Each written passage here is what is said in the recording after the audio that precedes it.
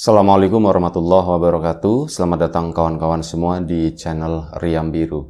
Terima kasih banyak untuk kawan-kawan yang sudah berkenan hadir di channel ini, dan pada kesempatan kali ini ada satu cerita datang dari Mbak Nia di Tangerang Selatan atau Tangsel.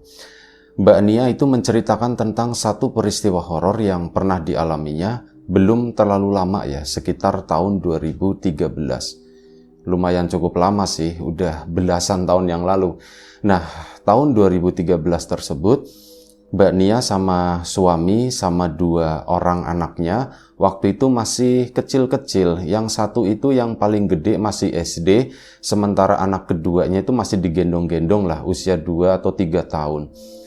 Jadi Mbak Nia sama suami itu tinggal di sebuah perumahan, di sebuah komplek perumahan di daerah situ, tidak perlu disebutkan daerahnya.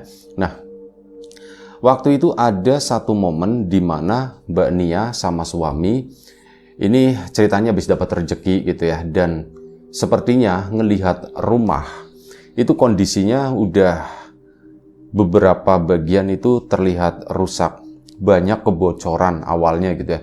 Di atas itu bocor, airnya netes-netes gitu kan. Nah itu merembet kemana-mana, dan ada beberapa, ya pokoknya rumah itu butuh renovasi, butuh diperbaiki. Jadi akhirnya mereka berdua pun memutuskan untuk merenovasi rumah tersebut. Nah ini kan bingung, kalau misal direnovasi artinya ya kita butuh tempat tinggal lain gitu kan ya, solusinya itu ngontrak lah. Nah memang ngontrak itu nggak terlalu susah buat mereka, karena apa, di lingkungan situ juga ada beberapa rumah yang mungkin dibeli kayak cuman buat investasi doang gitu ya, dibeli dibagus-bagusin tapi nggak pernah ditempatin semacam itu. Dan akhirnya Mbak Nia sama suami pun coba nanya ke sana kemari ya, ke tetangga, barangkali ada yang mau dikontrakan. Singkat cerita, dapatlah satu rumah di sana. Ya masih tetangga, cuman beda gang. Dan setelah nego harga dan sebagainya, awalnya yang punya itu maunya tahunan. Cuman, loh ini kan renovasi paling sebentar, paling lama itu 3 bulan, itu juga paling lama gitu kan. Jadi setelah nego-nego, ya si suaminya Mbak Nia juga minta tolong gitu kan sama orang tersebut. Akhirnya diperbolehkan. Singkat cerita, Mbak Nia sama suami pun mulai pindahan ke rumah baru tersebut. Dan sebelum kita lebih jauh ke dalam cerita, mohon izin mau promo bawang gorengnya Wiji terlebih dahulu. Bawang yang dari tadi muter-muter di samping ini. Kawan-kawan, monggo, ini bawang premium, bawang murni tanpa campuran apapun, bawang goreng maksudnya ya. Untuk kawan-kawan yang kemarin sudah sempat memesan, sudah sempat membeli, terima kasih banyak. Untuk kawan-kawan mungkin yang belum pengen nyicipin atau apa, ditunggu pesanannya. Dan untuk kawan-kawan yang sudah berkunjung ke channel Lapak Horor X Mbah Warmo juga terima kasih banyak. Baik, itu aja, kita lanjut ke ceritanya Mbak Nia. Mbak Nia sama suami kan pindah ke sana. Ya barang-barang itu dipindahinnya tuh nyicil, nggak buru-buru juga, soalnya acara atau mulai proyek renovasi rumah tersebut itu baru sekitar nanti minggu depan gitu kan. Ada waktu lah buat pindah-pindahan barang-barang tersebut ya, karena mau nggak mau itu dikosongin lah, daripada di situ kan kotor ya. Paling kayak lemari-lemari yang lumayan cukup gede sih biarin aja di situ, nanti tukangnya suruh mindah-mindah. Karena apa? Begini, kenapa barang itu sebaiknya diangkatin semua? Ini awal ya, rencana awal. Awalnya itu ya begitu, mau ninggalin beberapa lemari yang gede-gede atau apa, cuman di tengah perjalanan waktu itu tukangnya itu belum mulai. Nah ini ada obrolan, Mbak Nia itu ngomong sama suaminya, Pak, kenapa nggak dibikin atasnya itu dibeton aja Pak gitu kan, kata Mbak Nia. Ternyata suaminya juga kepikiran seperti itu, tapi mau ngomong ke istrinya, ke Mbak Nia itu takutnya, alah duit dari mana, takutnya begitu. Terus maksudnya lah ngapain juga di beton-beton, siapa yang mau nempatin, kata si. Pikirnya begitu. Ternyata Mbak Nia malah sebaliknya juga berpikiran yang sama gitu. Akhirnya ya udah kalau kayak gitu mending begitu aja. tapi dananya ada kan Pak? Dananya sih kalau dikira-kira ya ada, kata si suaminya itu tadi. Dan akhirnya sudah diputuskan. Tukangnya pun dipanggil dan akhirnya apa? Diobrolin masalah rencana tersebut. Ya dapat masukan dari tukang-tukangnya tersebut dan akhirnya sudah dieksekusinya pun, planningnya atau rencananya itu berubah, bergeser ke sana. Ya otomatis ada yang namanya penambahan itu ya, durasi. Ya, kebetulan sewa rumah itu juga 3 bulan dan ya 3 bulan itu nge-cover semualah untuk waktu itu tadi renovasi rumah itu. Dan kepikiran juga nanti udah dibikin lantai 2 aja sekalian Pak. Udah merembet gitu ya dan akhirnya suami istri setuju, dana pun ada, rencana tersebut dilakukan. Yang mau diceritakan itu bukan di rumahnya Mbak Nia, melainkan di rumah yang dikontrak oleh Mbak Nia tersebut. Ya, pikiran itu nggak kemana-mana, mikirnya itu rumah yang lagi direnovasi gitu kan. Jadi nggak mikirin tempat tinggal baru ini, sementara ini, yang penting bisa buat tidur dan sebagainya. Udah itu cukup lah, kita tahan dulu selama 3 bulan, nanti kalau udah selesai, baru rumah kita itu lebih nyaman dari sebelumnya. Hanya mikirin hal yang semacam itu. Sampai pada suatu hari ini pembangunan udah dimulai. Nah, rumah yang dikontrak itu 2 lantai. Sebenarnya ide atau inspirasi kenapa kita nggak bikin 2 lantai aja, itu sebenarnya gara-gara nempatin rumah itu juga ngeliatin, iya ya kalau begini tuh lebih kokoh, terus ya ruangan juga banyak kayak gitu, nggak umpel-umpelan. Itu rumah di rumah-rumah kayak gitu kan ya, rumahnya rumah harganya mahal tapi ukurannya itu kecil-kecil banget. Nah, ini pikirannya begitu, akhirnya ya udah di 2 lantaikan. Nah, ini di rumah yang dikontrakan tersebut itu memang rumah kalau nggak salah itu tangan kedua. Jadi dulu ada yang punya, terus dibeli sama seseorang, direnovasi juga, dijadikan bangunan 2 lantai. Tapi nggak pernah ditempatin, dan kalau nggak salah waktu itu udah sekitar 3 tahun nggak ditempatin, cuman bangunannya memang masih bagus, masih kokoh, dan masih bersih lah gitu ya. Di dalam itu saat mereka pindahan itu ya cuman debu-debu sekedarnya gitu, debu masuk dari luar kayak gitu kan. Di depan rumahnya, di situ halamannya itu rumput-rumput juga dirawatin sama yang punya. Kondisinya tuh baik-baik aja sampai itu sekitar 2 minggu mereka menempati rumah tersebut. 1 minggu pertama sebelum acara proyek itu dimulai ya, dan seminggu setelahnya acara pembangunan renovasi rumahnya Mbak Nia itu dimulai. Nah, disitulah mulai ada kejanggalan-kejanggalan. Awal mulanya itu kan bangunan 2 lantai ya. Nah, malam-malam ini si Mbak Nia yang paling sering ngalamin hal tersebut. Suaminya sendiri hampir tidak pernah, tapi dia selalu dilibatkan. Nah, pada suatu malam, Mbak Nia itu kan udah tidur gitu kan di kamar sama suami sama anak-anaknya. Nah, ini Mbak Nia itu mendengar ada suara duk duk duk duk kayak gitu dari arah lantai atas. Duk duk duk duk. Mbak Nia pun ngecekin gitu ya orang-orangnya. Suamiku ada, anakku dua-duanya lengkap. Terus siapa itu yang dagduk-dagduk begitu? Suaminya kan dibangunin. Pak, ya kenapa? Kata suaminya. Pak, itu ada suara dagduk-dagduk di atas, siapa ya Pak ya? Suaminya pun ngedengerin begini. Orang nggak ada apa-apa, kata suami. Akhirnya suaminya tidur lagi, Mbak Nia pun diem gitu kan. Selang beberapa menit, ini lari duk duk duk duk duk duk kayak gitu kan. Misal di lantai 2 gitu ada yang lari-lari kan biasanya kedengeran, kerasa sampai bawah gitu ya. Ini duk duk duk duk duk duk duk gitu kayak orang lari cepat. Tuh siapa orang beneran bunyi. Pak dibangunin lagi suaminya. Pak bangun. Iya kenapa? Aku denger lagi Pak, suara itu aku denger lagi. Ya suaminya kan akhirnya bangun. Bentar, tak cek, kata suaminya. Akhirnya Pak hati-hati, kata itu kan, kata si Mbak Nianya.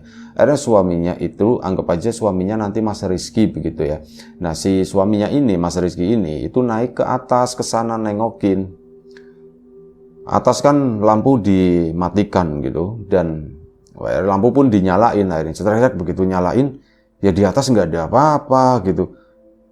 Dan nggak ada debu, jadi udah dibersihkan ya. Kalaupun misal ada debu, mungkin orang habis berjalan itu kelihatan tapaknya. Ini tuh udah nggak bisa, karena apa? Nggak ada debu sama sekali di situ, udah bersih. Orang nggak ada apa-apa gitu kan. Suaminya pun turun lagi. Saat suaminya lagi turun, baru sampai pintu kamar, baru mau ngomong, nggak ada apa-apa. Bunyi lagi, duk duk duk duk duk duk duk kayak gitu. Lari-lari. Suaminya pun, iya ya, kok ada orang kayak lari-lari ya gitu ya. Cuman kata suaminya, kata Mas Rizky tadi, alah sudahlah, nggak usah dipikirin. Mungkin ya yang nempatin di atas kali, kata si suaminya. Pak, nempatin apaan? Pak, setan maksudnya. Mbak Nia kan mulai takut dari situ.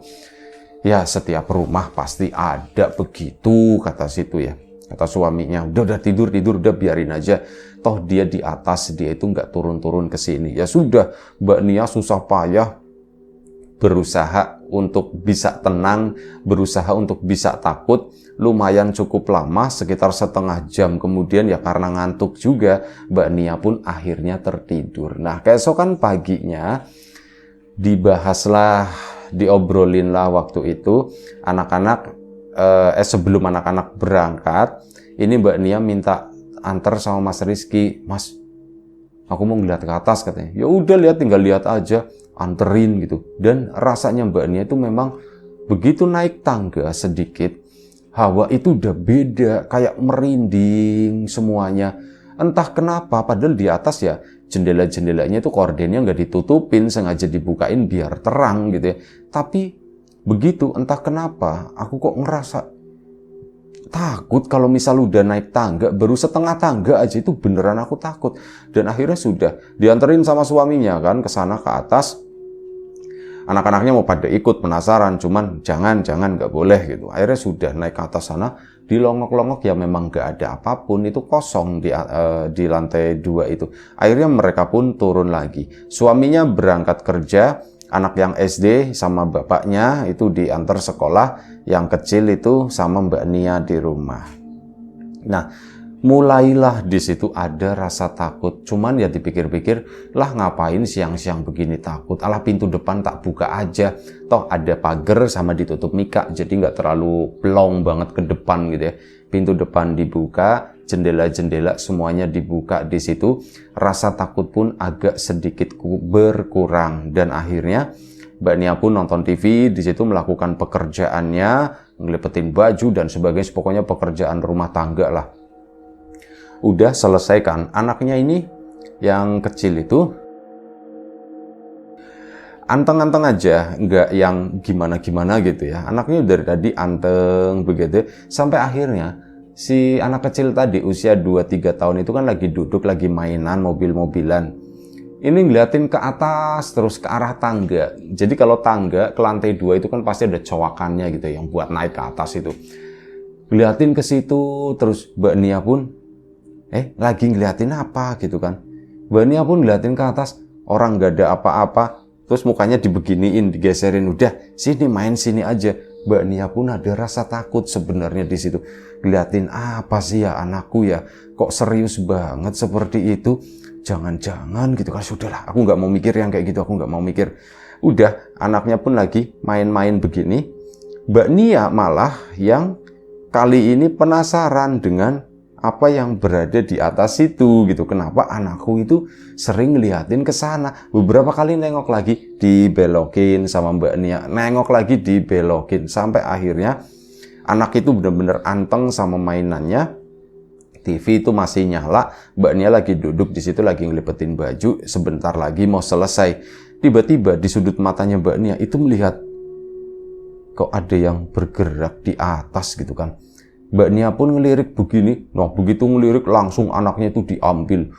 Langsung lari ke depan sana, ketakutan. Tapi aku mau teriak ya katanya, malu di sini gitu, takut.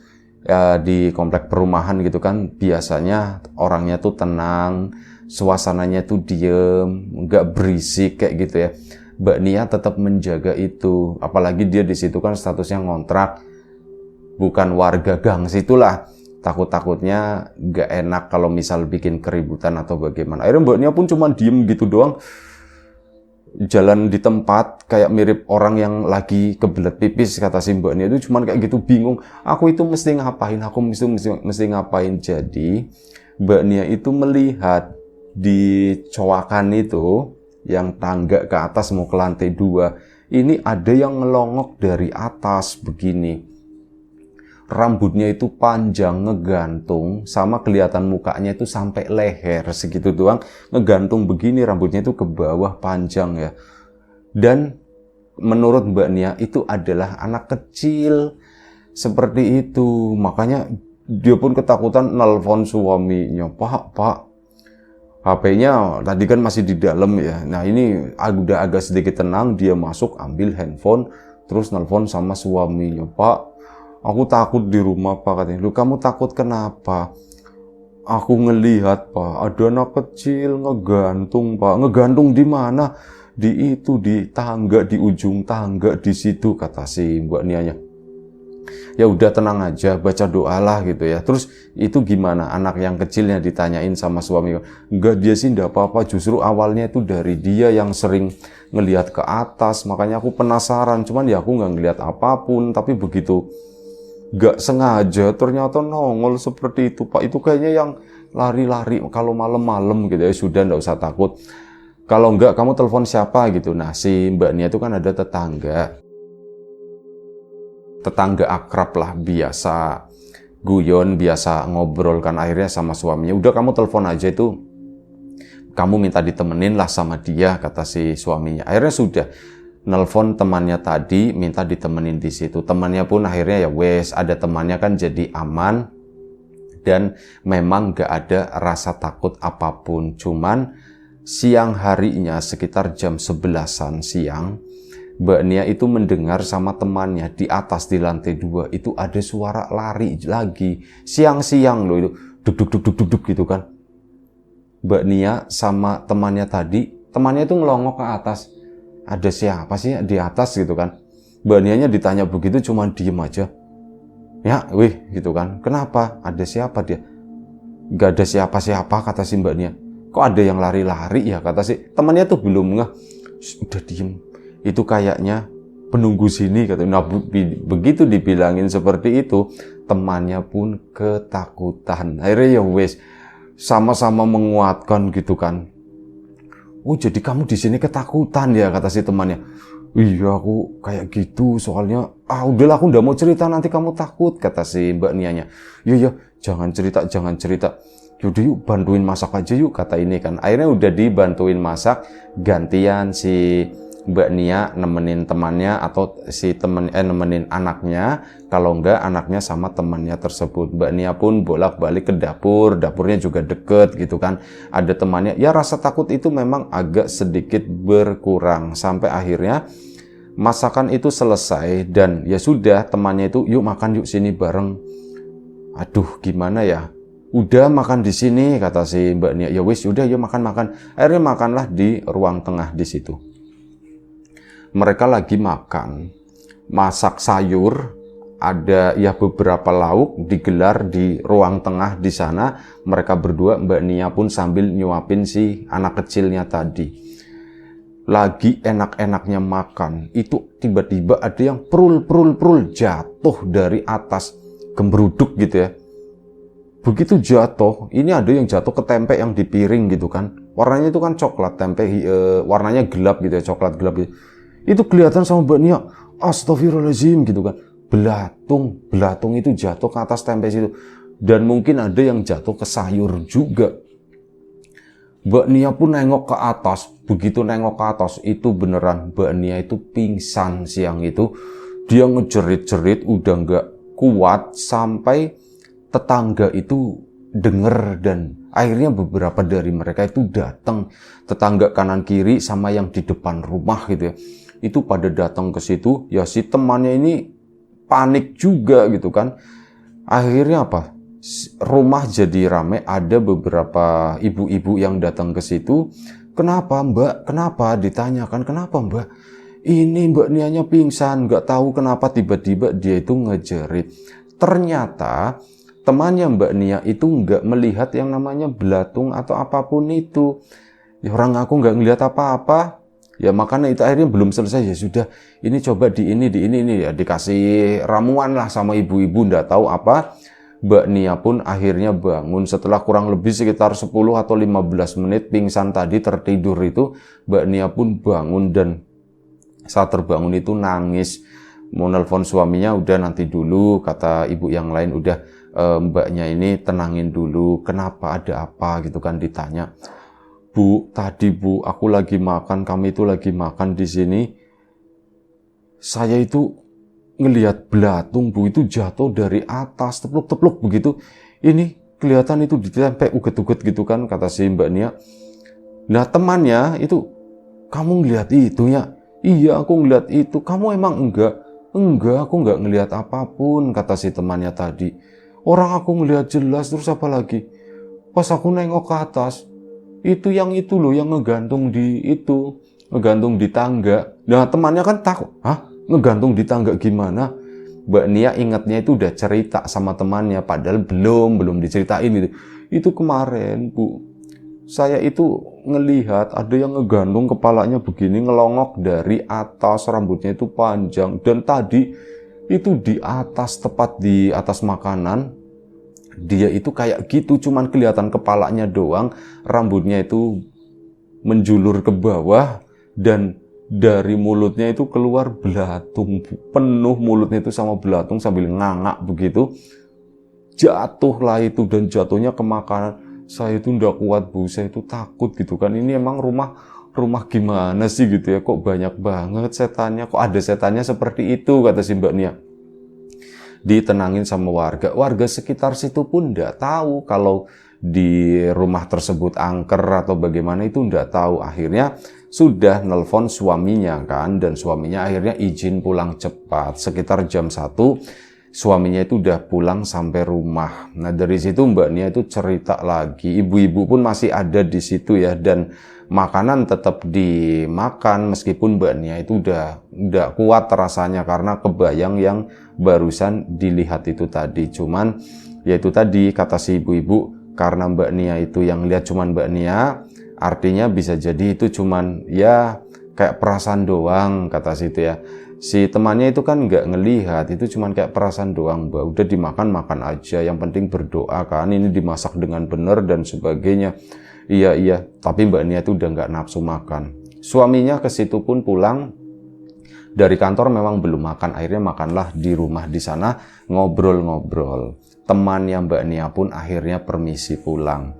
Nah di situ Mbak Nia tuh cerita semuanya, Mas, sumpah Mas, rumah ini tuh ada setannya, dan aku itu udah ketemu sama setan itu. Setannya tuh kayak anak kecil, rambutnya itu panjang Mas, dia tuh sukanya di atas, aku yakin dia itu yang suka lari-lari, kata si Mbak Nia.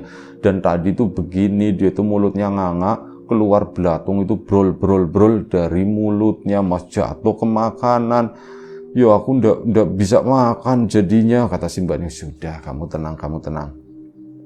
Terus gimana, kata suaminya? Apa kita perlu nyari tempat lain? Iya ya Mas ya, sayang ya Mas ya kalau misal nyari tempat lain ya. Menurut kamu gimana Mas, mending buat ngirit-ngirit, katanya begitu. Coba nyarilah orang pinter, orang yang ngerti, barangkali ada yang bisa ngebersihin, atau setidaknya itu yang di atas itu nggak ngeganggu kita. Toh memang di atas itu nggak dipakai sama Mbak Nia. Karena memang nggak sempat ngangkut-ngangkut barang ke atas, rencananya itu memang mau dijadikan gudang sementara. Barang-barang yang memang udah nggak kepake itu mau ditaruh di atas dulu biar di bawah itu legaan gitu ya. Tapi hal itu belum dieksekusi dan sudah terjadi semacam itu. Akhirnya suaminya ini minta tolong sama temannya yang di gang yang lama tinggal di situ.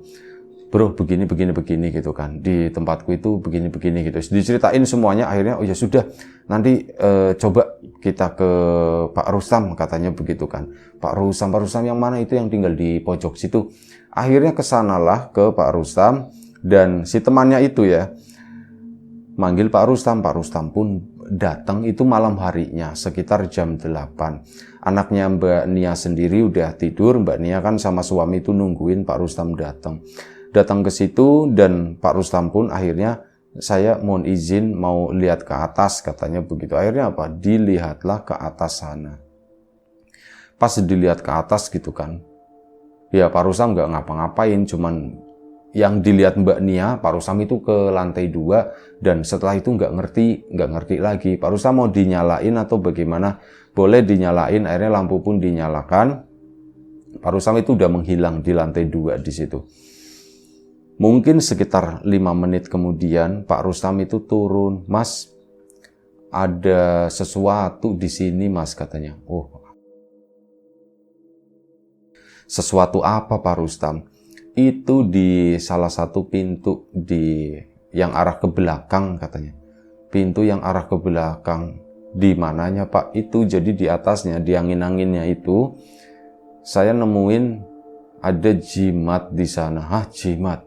Iya, mungkin sama yang punya Mas gitu kan, sama yang punya itu, dan kayaknya itu yang beredar di sini, yang suka main-main itu datangnya dari situ. Terus gimana Pak Rustam? Ya, kalau mau bersih enaknya sih mending jimatnya itu dibuang. Lah Pak Rustam, enaknya bagaimana? Terserah sampean wis. Akhirnya sudah kan, si Pak Rustam pun ya mohon izin, ini tak ambil enggak apa-apa ya, nanti sama yang punya rumah bagaimana? Ah, udah tahu lah Pak Rustam, tapi ambil aja lah, kalau mengganggu nanti biar saya yang tanggung jawab, kata suaminya kan. Biar nanti saya yang ngomong sama yang pemilik rumah. Akhirnya benda itu pun dicabut, dan memang bener itu udah berdebu, kayak di lakban begitu ya. Bentuknya tuh kayak kertas dilipat-lipat begitu doang, terus atasnya itu dipakai lakban hitam. Di atasnya udah berdebu banget, dan akhirnya dikletek sama si Pak Rustam, diambil. Ditunjukin, ini asalnya dari sini, kata si Pak Rustam. Terus gimana Pak Rustam? Ya udah nih, nanti saya bawa, nanti saya buang. Dan akhirnya gak lama setelah itu Pak Rustam pun pergi.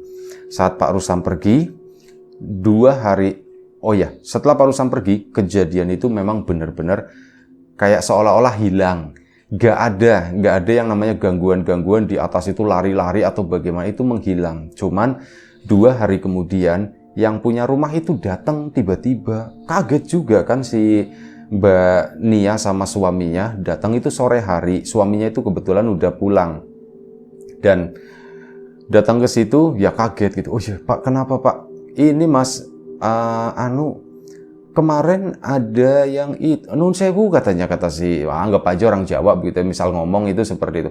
Nun sewu Mas, ada yang ini ndak? Ada yang ngambil sesuatu di belakang sana, kata si yang punya rumah. Ini pun kaget gitu ya, si Mas Rizky ya, suaminya Mbak Nia. Iya Pak, kemarin itu ada yang lepas Pak, katanya. Oh, kenapa dilepas Mas? Ditanya begitu kan. Oh itu soalnya ini Pak, istri saya itu ya diceritakan semua ya. Dari awal digangguin, terus ya begitu-begitu, nyari orang pinter dan nebak ini berasal dari sini.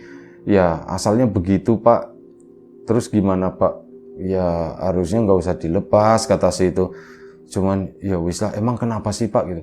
Enggak, itu dari guru saya, katanya begitu. Dari gurunya Bapak? Iya, itu buat jagain rumah, katanya begitu. Oh, buat jagain rumah Pak? Iya, lu Bapak emang tahu kalau itu dilepas atau gimana?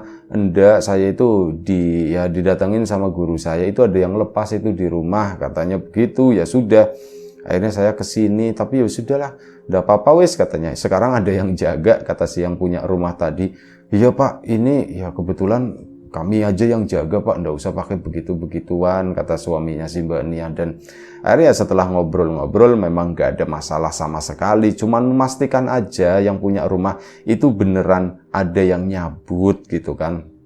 Dan ternyata memang beneran seperti itu. Akhirnya si bapak tadi yang punya rumah pun pulang. Udah pulang, nggak ada kejadian apapun sampai kurang lebih sekitar 1 bulan.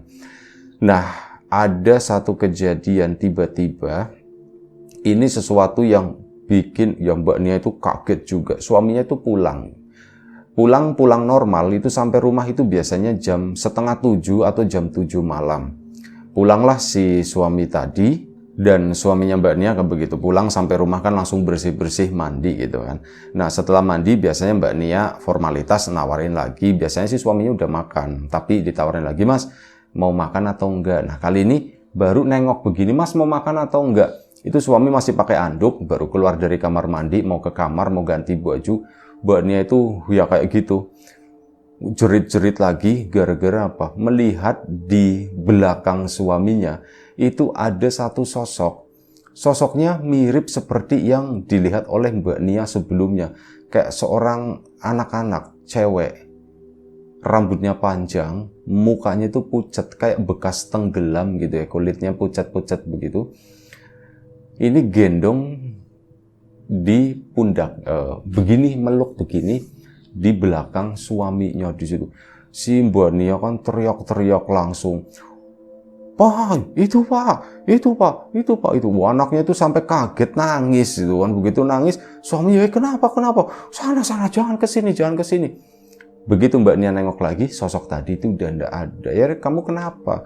"Pak, aku ngelihat itu lagi, Pak, aku ngelihat itu lagi." "Ya sudah, nanti bilang ke Pak Rustam, nanti tak telepon," katanya. Akhirnya suaminya setelah itu nelpon lagi, "Pak Rustam begini. Pak Rustam pun datang lagi ke situ dan dicek sama Pak Rustam, enggak apa-apa, dia itu cuman nengokin balik lagi ke sini. Udah enggak apa-apa kata si Pak Rustam. Cuman bilangnya begitu kayak dianggap simpel, dianggap sepele gitu ya. Tapi Mbak Nianya, "Pak, tolong dong Pak, biar enggak begini-begini lagi." Iya saya usahakan gitu. Udah enggak apa-apa. Akhirnya sudah, Pak Rustam pun pulang, cuman bilang nggak apa-apa, katanya cuman nengokin doang sebentar. Habis itu udah Pak Rustamnya pulang dan alhamdulillahnya kesananya sampai 3 bulan teror itu pun hilang dengan sendirinya. Dan akhirnya rumahnya Mbak Nia pun selesai. 3 bulan, sebelum 3 bulan Mbak Nia itu udah pindah ke rumah yang sudah direnovasi itu tadi. Dan ya ceritanya hanya segitu aja. Terima kasih Mbak Nia atas ceritanya.